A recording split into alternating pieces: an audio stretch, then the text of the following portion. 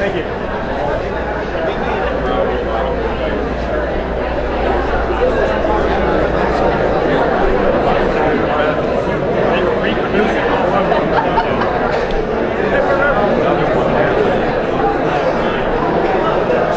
Let's see if we have. All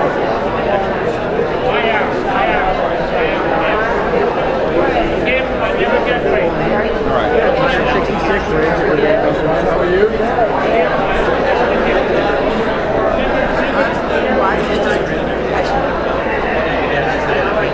You know, and it's always.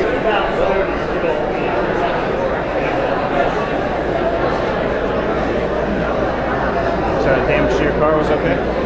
Yeah, it was, I mean, it's basically a little more than a scratch. I just panicked when That's cool. my car. That's cool.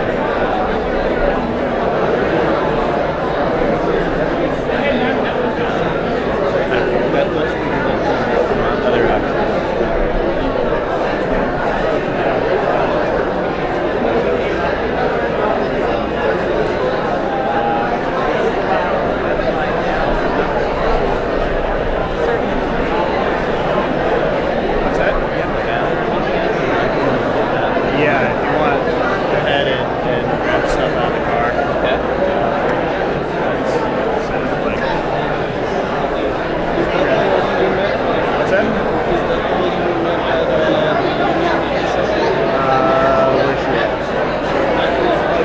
Oh yeah, yes, yeah.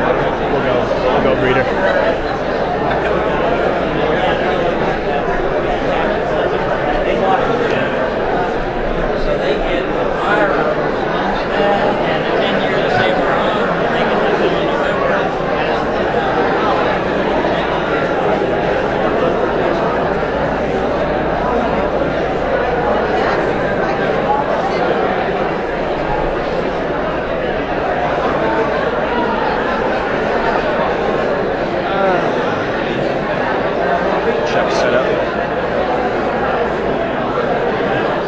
Go say hi to Betty.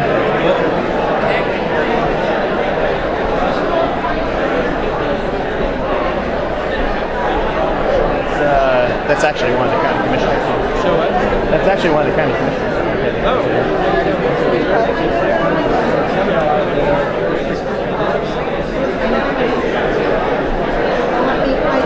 My card again.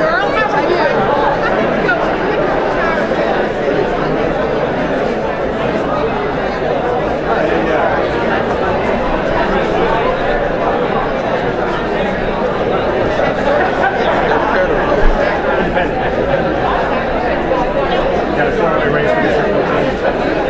Morning, Ruben. Thank you. Let me get this straight.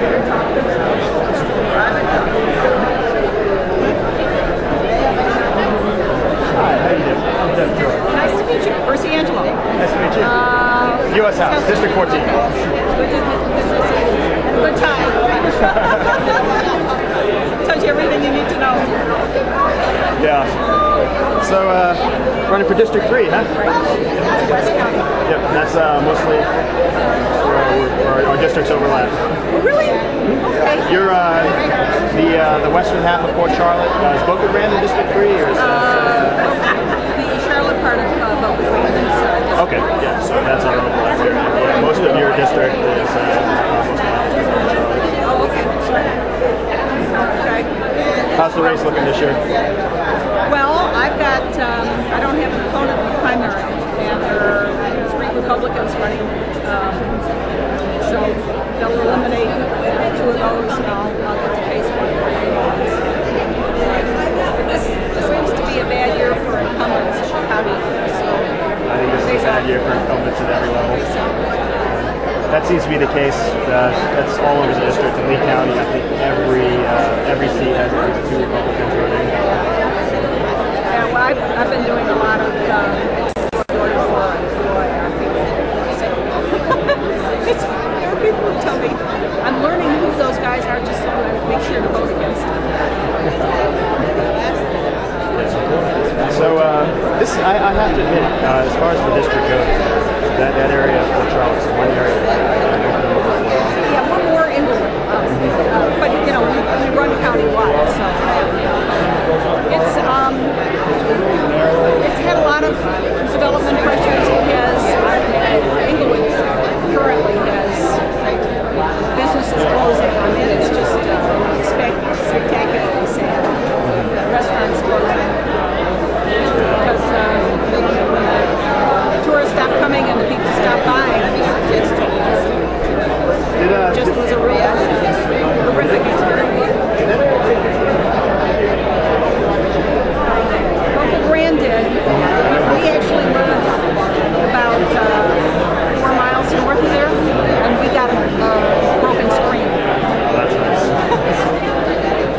Not that you got a broken screen. But No, I know. Yeah. Compared to the damage on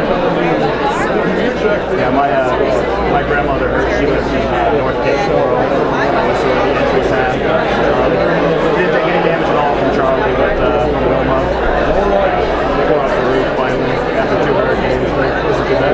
we were Everything's in the backpack. That's why don't worry about it.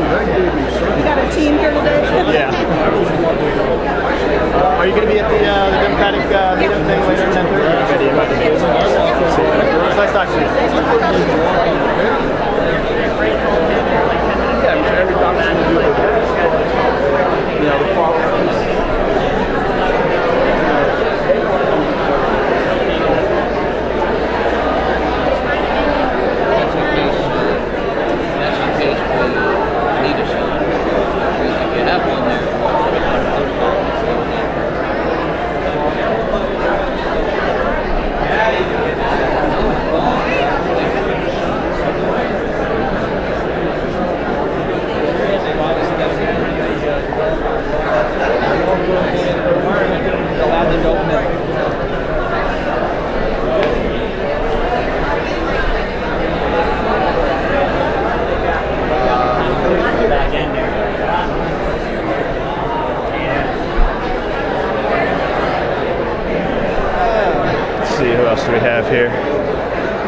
Yeah, most of our like I was saying to her, we Commission District 3 and District 4 are in our congressional district, and I think,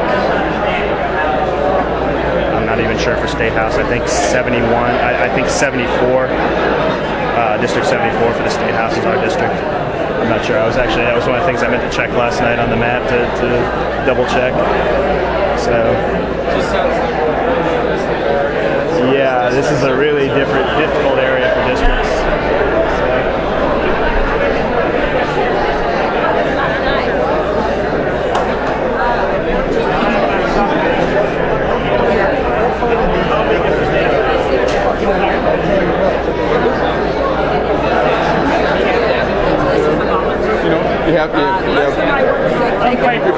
This guy? Both. Him and now this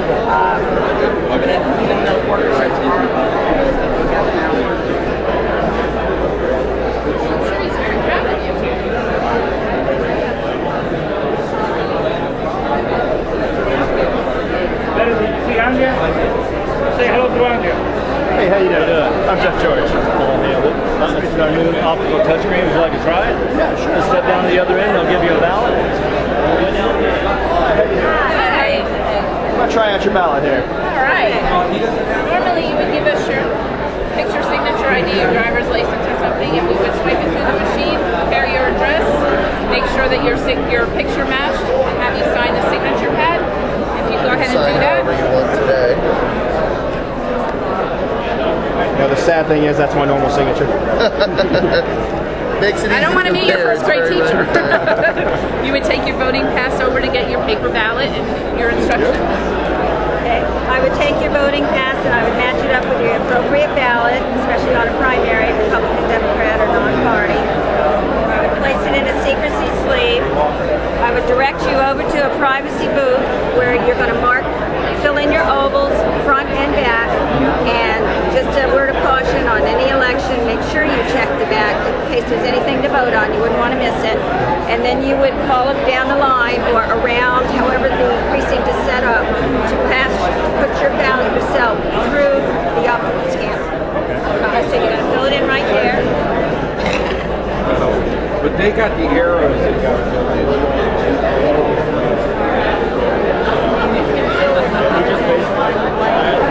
and that way you can see what the machine does if you choose.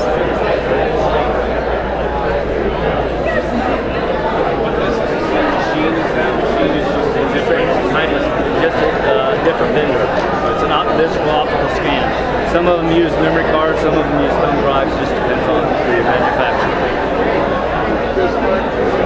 And they've upgraded from the Eagles to the M100s to the PS200s, which is basically the top of the line now.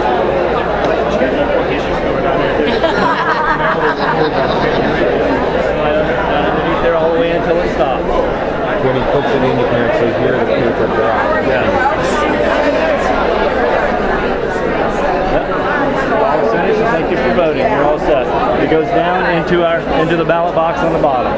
So that's nice. So you have the electronic and the paper backup, Right. obviously. You had to recount, and they wanted a manual recount to take the ballots and actually recount the ballots. When did you get these machines in? These we just got right after the first of the year, and this will be the first election we'll be using. Anticipating any problems? None whatsoever. And Charlotte County's always had good elections anyway, even with the touchscreen. We never had an issue, so we don't anticipate any with these either. That's the most important thing, is that we have some means of actually verifying the electronic count. Because I mean, I'm all for the convenience of the electronic machines, but just as long as we have a paper trail, as long as we have some kind of backup. So that's what a lot of people wanted, so that's what the state decided we needed to do. So the governor didn't want it, that's what we wanted to go with. Now, how sensitive are these machines to? They're very sensitive. If you have your ballot and say you take your pen, you put it down and you're thinking, you say, well, I want this one, and you put a dot, it possibly will read that dot and show an overvote. Okay. I put on one of the choices. I put two votes. You did? Yeah. Are you sure? Yes. Okay, because it should have caught it if you did. Now some of these said vote for two. Okay. That might actually. Excuse me. Said vote for two.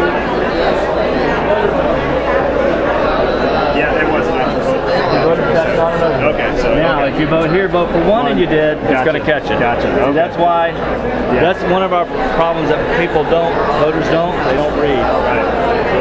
You vote for two, you vote for two. That way, because you do get to vote for two different things. Right. Okay. Yeah. Totally agree. And actually, I will show you just for your. We'll show you that. Okay. That should be an overvote.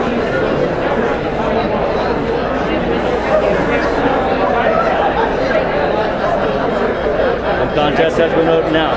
If you want to review it, you hit return, look at it, and say, well, yes, I did overvote that. And if you wanted to change, you would go back, they would spoil this ballot, issue you a new ballot, you would go revote it, bring it back. If you said, well, I don't really care about that race anyway, just reinsert it, you're going to get the same message. But this time, you would accept it. Now that race canceled out one. Okay, so we can't give you a vote and this gentleman a vote as well. So no one gets a vote in that race. It counts everything else, but it doesn't count that. Okay. Now. So if this happens on the electronic side and for some reason it comes up as a recount, how would you recognize that was canceled out? You wouldn't. You would just have to do it. Count that race. You do the same thing as the scanner. So if you have a recount and you've got a manual recount, you got a person looking at that, they skip right over that because it has two votes in it. They can't, like I say, they can't give you a vote and they can't give them a vote. So it wouldn't count that race. And in actuality, as you see, I voted nothing else on that ballot. Now that becomes a blank ballot, basically, because there's no votes in it. That's what I like to see. Thanks a lot for your help. I appreciate it.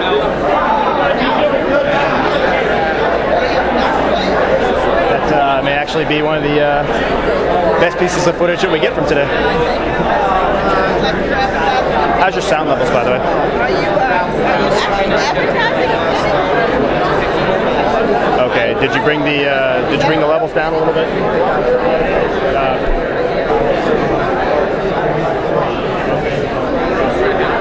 Because your left channel is your main channel. That's the shotgun. So make sure that the left channel is it's not picking up too heavy.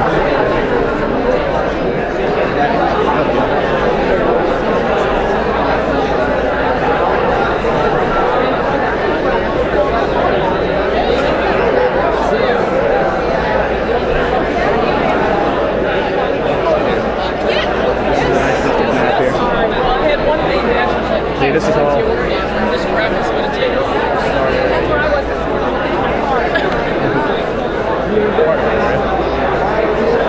I'm on vacation, actually.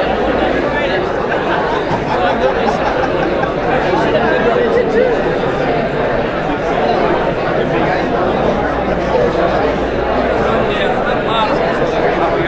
A lot of people running for District 1. Oh, is that what you want? Okay. Thank you.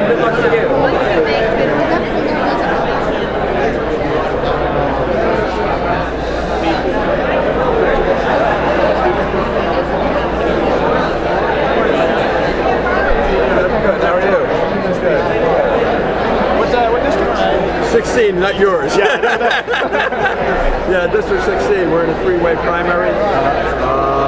Hal's a good guy. He was a former Navy combat pilot in Vietnam. Flew 85 combat missions, won 6 air medals. He was an investment banker. We're well suited for what we're doing now, the economy and the war. So, be a good guy for you to work with. We'll see what happens this year. All right, nice meeting you. Nice Jeff. meeting All you. the best to you. Thank you.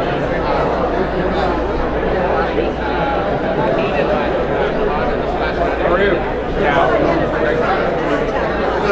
I'll let you get around and talk about it again. Now here's the question. That's federal, right? Why did he say on the oath of office that if he had to, he would have resigned, right? If he had to do so under Florida.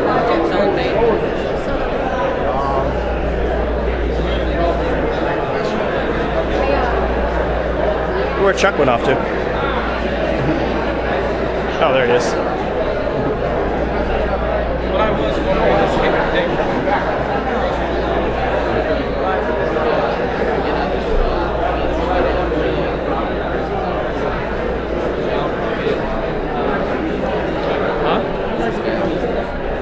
Keep getting like this.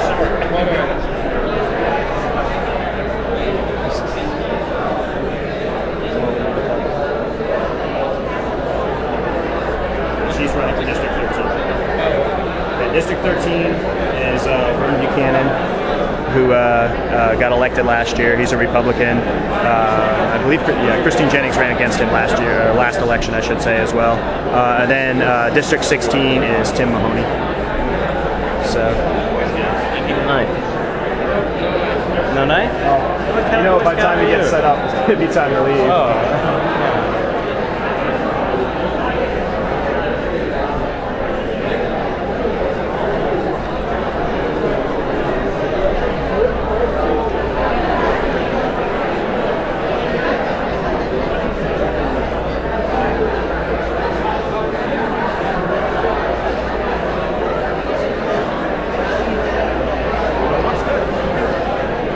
We got here like 45 minutes earlier. Yeah.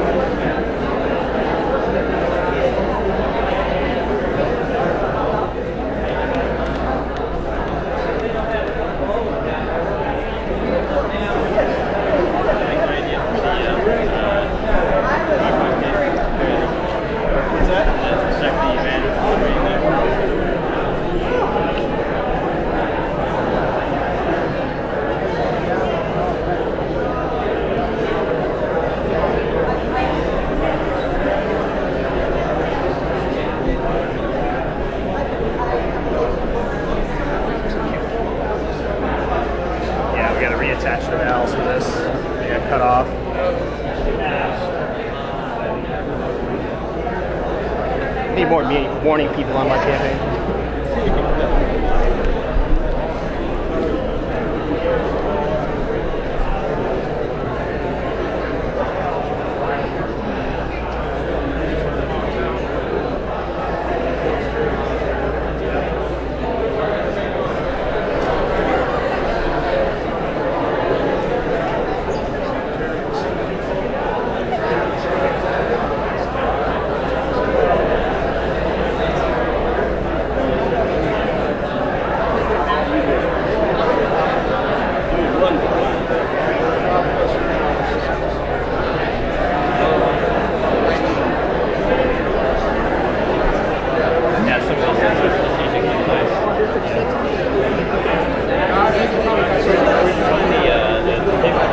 It's actually a sheet. Oh, really?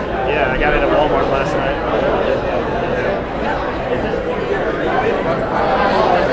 I got a nice, it's a full-size sheet. I figured this would cover any table. What's that? Yeah, I know. It's kind of burgundy-ish.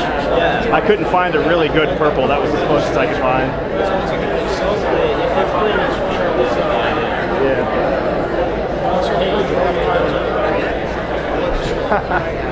Yeah.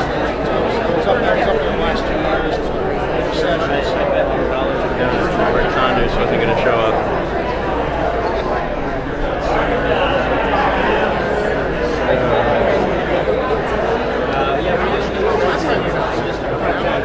Yep. So I got to come down and see the guy walking around with the camera. I'm done. I'm running for Congress in District 13. District 13. Yeah, against nice to meet you. Against Buchanan and Jennings and Snyder. So, how's your race looking? You know what? It's actually looking pretty good. You know, for a guy that doesn't have a whole lot of money and nobody wants to end up on my hit list. You know, that's what I call the campaign finance report, because everybody can get your, you know, your report, and then they got a hit list. But yeah, no, it's going really good. I'm the only candidate in the race that wants to drill for oil and pump oil and build a refinery. I'm talking to people about building a refinery in Manatee County. So, you know, I think that's the way we need to go. And the other three are against it. So, and I was for drilling when it wasn't cool to drill. Okay?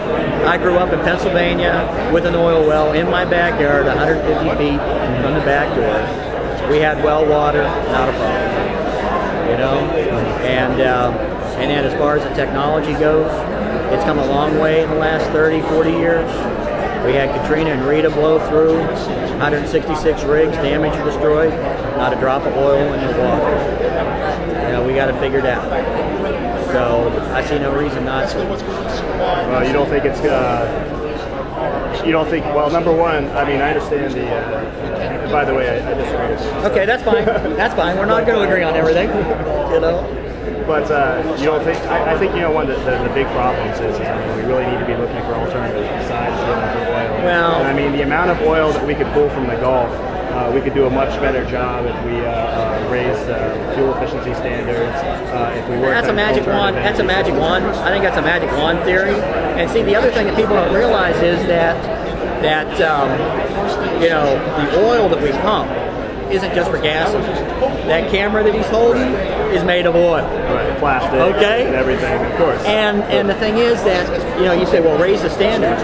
Okay, well, unless you're going to come to me and go, well, we can take this internal combustion engine, and this is how we can make it more fuel efficient. Now you guys do it. Then waving that magic wand, you know, those are people that don't understand the dynamics of an internal combustion engine. It's like right now, they're putting ethanol in the gas. Okay. My own gas mileage has dropped 2 miles a gallon with the ethanol. Now, I just drove to North Carolina and back, and I went through South Carolina and bought gas that did not have ethanol in it. 2 miles a gallon more on that tank of gas. Driving on the interstate at 80 miles an hour, nothing changed. Okay? The ethanol doesn't burn as efficiently. It cuts down your fuel efficiency, which is going to put out more carbon. Okay, if you're worried about the carbon stuff, that's going to make it worse. My boat, the last time I took my boat out, I filled it up with gas, went out, ran around, came back to the dock, it wouldn't idle. I took it to the marine mechanic and he said it's the ethanol and the gas. Look, pull the plugs out, they're wet. He says what you need to do is take a set of spark plugs with you from now on and a ratchet. So when you get stuck out there in the intercoastal, you can just change the plugs and get back to the dock. Okay? Not a good thing to have that ethanol in there. Plus, now look at the Midwest floods. We just lost about 40% of the crops. Okay? Don't you think that at least for now, we should say, let's stop putting the ethanol in because now we're competing with our food. Now, Okay, there's an area I could agree completely with you. I don't corn-based ethanol is a big problem. It's driving up food prices. Yeah. It's like you said, it's not very efficient. Yeah. In fact, it was funny. I saw a lady driving a Prius a couple weeks ago in Bradenton. And hey, if that's what you want to drive, that's cool. That's why, it's a free country. But she had a sticker on the back that said, "What would Jesus drive?" So I thought about that. I said, I think he'd drive a tour bus. Because he had a bit of an entourage that traveled with him. Plus he knew there was plenty of fuel for the bus because his dad put it out there for us to get. Okay? So I don't think we should be eating what God put on this earth for us to burn. And I don't think we should burn what God put on this earth for us to eat. It doesn't make any sense. And if you look, pull out a dollar bill, you look on the back of it, and what's it say right there? In God we trust. In God we trust. Not in Al Gore we trust. In God we trust. Okay? Take a step back, look at the big picture, and go, gee, what was put here for us to use? How about if we use it? Okay? It only makes sense. It only makes sense, and I think the song's all We got here all kinds of weather. Really got into an accident? Oh man, that stinks. Yeah, I had to leave Bradenton at like 5:45 this morning to get here. It was brutal. It was brutal. You're in that District 13. Yeah. Have you noticed any special attention from the media or from other groups or organizations, given all the attention paid to the recount and everything in 06? Yeah, I'll tell you. Well, here's what people's opinion is on that. They think that Christine Jennings is a little loony. Okay? Because everybody knows that the reason we had 18,000 undervotes is because we had two candidates that nobody wanted. Okay? Again, which is the reason why I got in the race. Because nobody wanted them again. And then, the Republican Party, and I am a Republican, I have no problem. I'm carrying my voter registration card so that people know it. But the Republican Party didn't want to back me going against Buchanan. Because the 2006 campaign, I'm trying to put it very tenderly, it showed that Vern can be very aggressive, okay, with people that aren't on his side, okay? So it's a shame because I run into people all the time out campaigning. This is my campaign, one-on-one. Going back, everybody talks about grassroots politicking, and this is as grassroots as it can get. Going out, giving people a business card so you can go home and look at my website and learn everything you want to learn about it. You can call me, you can email me, and hey, we're not going to agree on all the issues. I understand it. But, you see that I'm out seeing people, shaking hands, talking to people, and, that's as grassroots as it gets. So you spend all the money you want to, and people say, wow, you're really brave going against these guys with all their money. This country wasn't built by cowards. Okay? So, you got to get out there and do it. Well, it's great to see your independent spirit. What we're doing with this camera is our website's a real important part of our campaign. We're getting out there on the grassroots level as well. Yeah. But also, we're filming everything that we do for the sake of the campaign. Sure. And then we take all the raw footage and put it online for people to watch from start to finish. Oh, yeah? Not that I can imagine anyone's going to want to sit through hundreds and hundreds of hours of video like that. But more importantly, the transparency is there. Exactly. And then we edit together some videos, put them on YouTube. And main thing is we want to get people engaged in the everyday process of what's going on. Cool, cool. Can you shoot me a copy of the footage that we just shot here? It's going to be on Google Video, probably Google in a day Video? or two. Really? If you just go to my website, Jeff George at Congress, there's a link. Yeah. Okay. Okay. If you don't mind if I use the footage that we shot. Not at all. Okay. I'm the meeting coordinator. Oh, okay. I'm just going to introduce myself because I got to head out the door. Okay. But nice to meet you. Hey, nice to meet you too. Nice to meet Thanks you for too. Good coming, luck. Chuck. Oh, no problem. He's the one who got into the accident today. Yeah, that's too bad. That's too bad. Okay, well, cool. I'm going to let you Good meeting you, Doug. Hey, good meeting you too.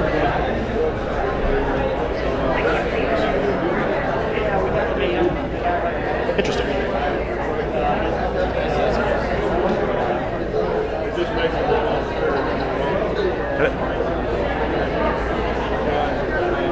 You know, it's good to let these guys from the other races talk and not say anything, so I can, see what kind of arguments they're putting out there. Yeah.